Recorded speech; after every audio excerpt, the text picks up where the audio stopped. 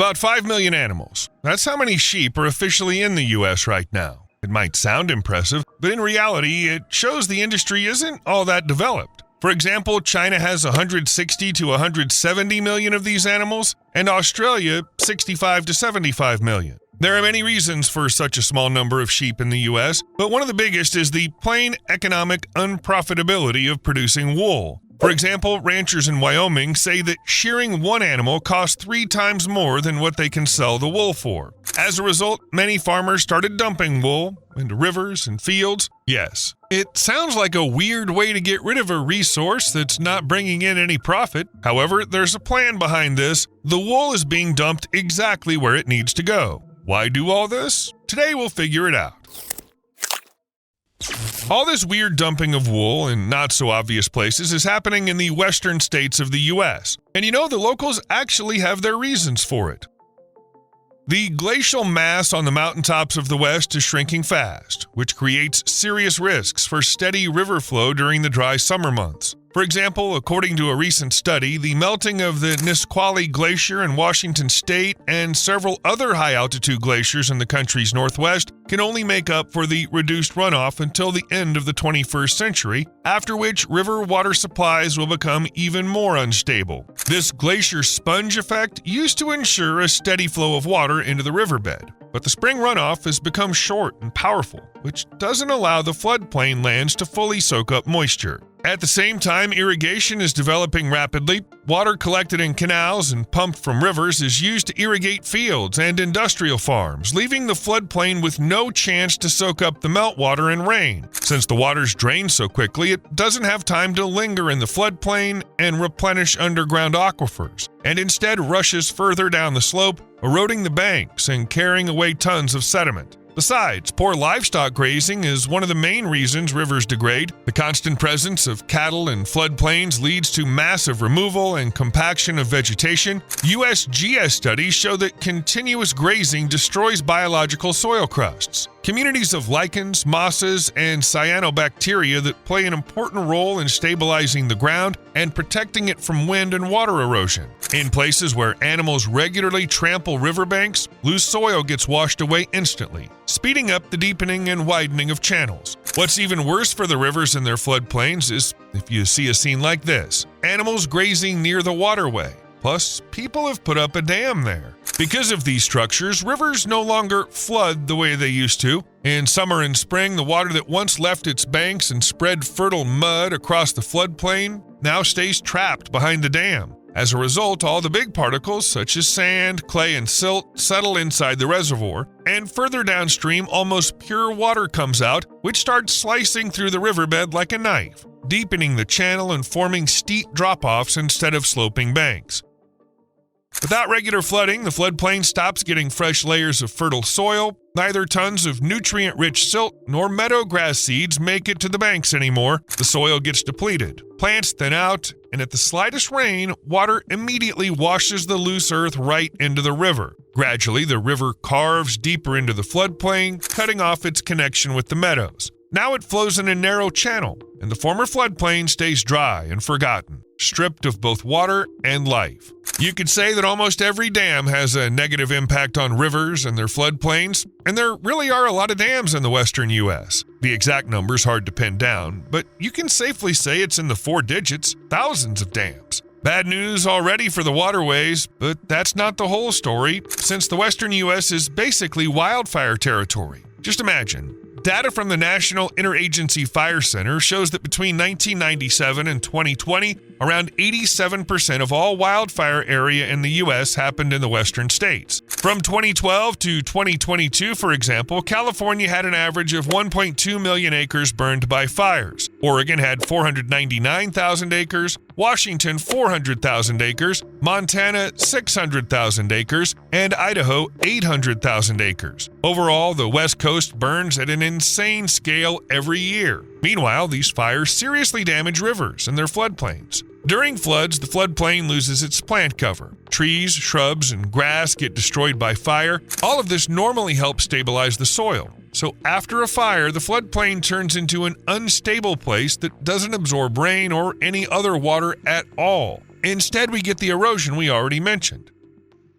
Basically, the waterways in the western U.S. have huge problems, and for a number of reasons. They're degrading at an insane rate, but local folks are always coming up with ways to slow down the river's decline, which sometimes leads to some pretty unusual solutions. Yep, we're talking about wool. Out west, they've adapted this resource to help restore and protect the waterways. In Malta, Montana, some farmers have noticed that the creeks have gotten deeper because of soil erosion, causing the water to flow faster in spring, washing soil downstream and not holding water well. As a result, the number of plants, insects, and birds along the banks has decreased. Some enterprising people took wool mats along with fallen trees and put them in the river. Well, not just dumped it, they made an artificial beaver dam, modified with wool. First off, it's worth saying that these imitations of beaver dams slow down the rushing water, making it move more slowly and spread out evenly over the nearby floodplain, thus restoring the natural processes typical for healthy river systems.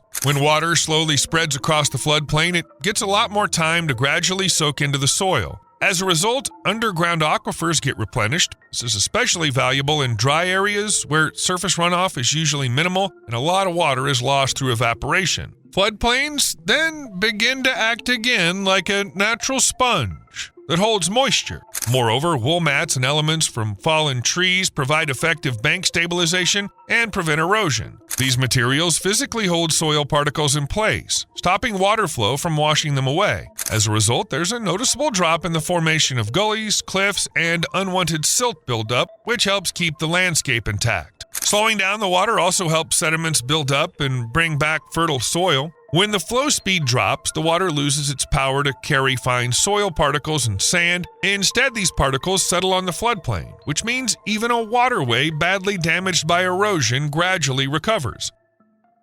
It should be noted that organic substances travel downstream together with particles of soil and sand. When they stop, instead of rushing away with the flow, you can say the fertile coastal area is recovering. Plants get the elements they need to grow. And that's exactly when wool mats come in handy. Thing is, wool has nitrogen, around 9 to 14%. That's actually more than what you find in regular compost or certain kinds of manure. Nitrogen's also a valuable resource for plants. It's absolutely essential for the growth of leaves and stems. Besides that, wool contains sulfur, phosphorus, and potassium, as well as other trace elements like calcium, magnesium, and iron, all of which are crucial for plants too. And all this gets released because wool is a biodegradable material. That means many plants that were missing key elements for their survival due to the waterway's degradation finally get a chance to grow properly. However, it's worth noting that wool mostly consists of the protein keratin, which is complex, so the material breaks down very slowly. Scientists say this process can last up to a year.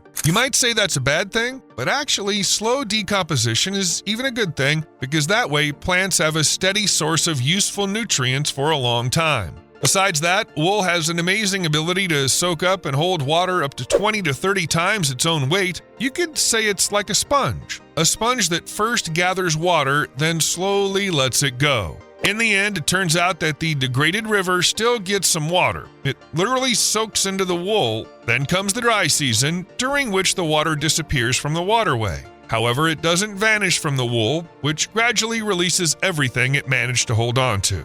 Yes, wool won't become a water generator that spreads this precious resource over a wide area, but it's safe to say, near the dam with the wool, plants will get what they need for longer. The restored and strengthened plant cover in turn further stabilizes the soil, improves its ability to hold moisture, and creates new, diverse habitats for wildlife. Finally, the wool dam improves water quality because slowing down the water flow combined with the restoration of floodplain vegetation helps natural filtration. The floodplain starts working like a natural filter, trapping various pollutants, excess nutrients, and suspended particles that might be in the water. This largely cleans the water before it continues its way down the channel or seeps into larger bodies of water and groundwater systems.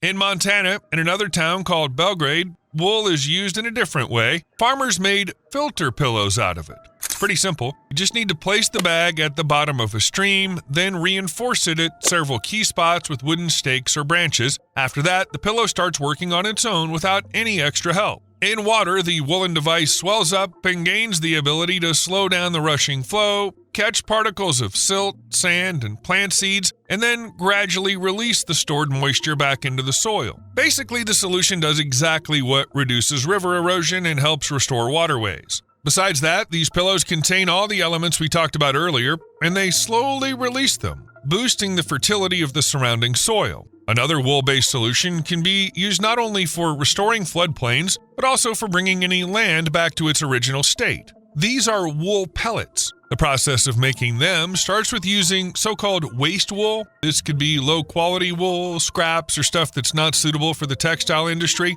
Instead of throwing or burning this wool, it's processed into small, dense pellets. Then all of this can be added to any soil. The key feature is still the same ability to hold a large amount of moisture, which is priceless during drought conditions. Being in dry soil, wool pellets absorb the rare moisture that appears and then release slowly over time. Thanks to this, the earth holds on to its most needed resource much longer. Besides, as we already said, wool contains nutrients. The soil gets them along with water when the pellets break down. So if you add wool pellets to the soil near a river, plants will start growing there. This will help stabilize the banks and, as a result, protect the waterway from erosion. And any other degraded spot, not just riverbanks, will literally get a chance to bloom. It's also worth noting that farmers are really happy because wool pellets are a way less harmful and cheaper alternative to commercial fertilizers. But all these ways of using wool have one problem. Even though they work, their spread is still really limited. These are all local solutions, not some big trend like wool to save nature. So it makes sense to wait until wool becomes more popular in this role. As you could tell from today's video, this material has a lot of potential.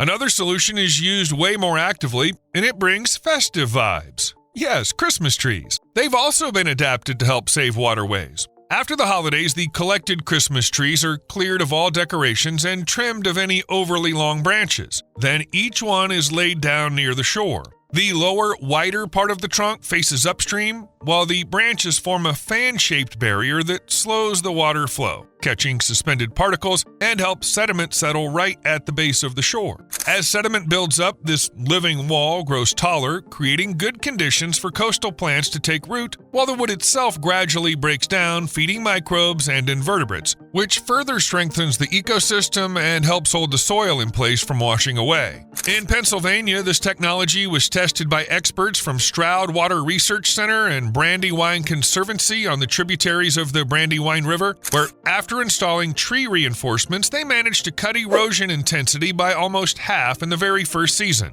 The branches trapped sediment buildup and provided protection for newly planted willow cuttings and shrubs, which together ensured long-lasting stabilization of the riverbank.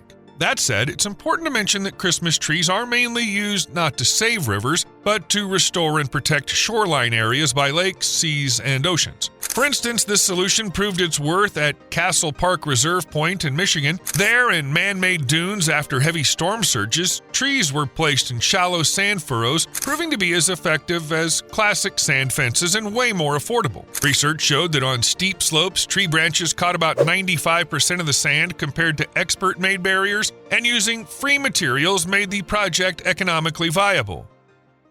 In the coastal swamps of Louisiana, Christmas tree structures have become widely popular as part of the annual City of New Orleans Christmas Tree Drop program, organized by the Office of Sustainability and the Bayou Savage Urban National Wildlife Refuge. Since the first tree trunks were manually laid down more than 25 years ago, this effort has turned into a large-scale event where thousands of collected trees are bundled up and then flown in by National Guard helicopters to be placed in the coastal area. There, Christmas trees reduce wave energy, help build up silt and organic deposits, and over time become the foundation for new vegetation growth, strengthening the marshes and creating natural barriers against storms. Over the years of the program, Christmas trees have restored more than 74 acres of coastal land, which is the equivalent of several hundred football fields. Besides that, a base has been laid for the return of wildlife, including fish, birds, and mollusks. Finally, the value of Christmas trees in fighting erosion has been recognized at the federal level. In some areas of Louisiana's national wildlife refuges, for example, in the Big Branch Marsh National Wildlife Refuge, most of the trees are laid down in tree fences to protect against surf and storm waves. These fences help trap sediment, create shallow water areas, and shield young coastal plants, preserving unique ecosystems from destruction. Another rather unusual solution that can help stop shoreline erosion is coconuts. No, of course, they don't just dump coconuts along waterways, though that'd probably work too. In this case, they use a byproduct of coconut processing called coir, which would otherwise be burned or left in piles to rot, and then make special mats out of it. According to recommendations from the U.S. Bureau of Reclamation, thin coconut fiber mats are laid directly on the pre-smoothed slope, secured with wooden stakes or anchor pins, and then shoreline plants are planted through the mat. This method allows the mat to hold its shape for 2 to 5 years until the root systems of young plants take over the job of holding the soil in place. Coir mats are laid down tightly, creating a single protective layer that significantly slows down surface water runoff and reduces the chances of chunks of soil being swept away by fast-moving streams. However, the positive effects don't stop there. These mats also help spread moisture evenly along the shoreline, creating the best conditions for seeds to sprout and for willow, reed, and other riverbank grasses to survive. According to the USDA Forest Service, these mats break up long slopes into a series of smaller sections, stopping rills from forming and keeping soil and seeds in place until the plants are fully rooted. Besides providing mechanical protection, coir mats create the perfect conditions for natural plant cover to form. They hold the right amount of moisture in the soil, which helps seeds sprout quickly and roots grow strong. The mats act as a kind of cradle for young plants, shielding them from being washed away until their roots are strong enough. As the plants grow, their roots push through the mat's fibers, gradually forming a strong, dense, natural mesh that firmly holds the soil together. This creates a self-healing, erosion-resistant ecosystem. Finally, one of the biggest advantages of coir mats is that they're biodegradable. Once the vegetation along the shore is strong enough to take over the job of protecting it from erosion, the mat itself will slowly and safely break down, returning to nature without leaving behind any harmful waste. Basically, there are plenty of solutions made from waste or just unwanted materials. Now it's just a matter of making them more popular thanks to their efficiency and harmlessness to nature.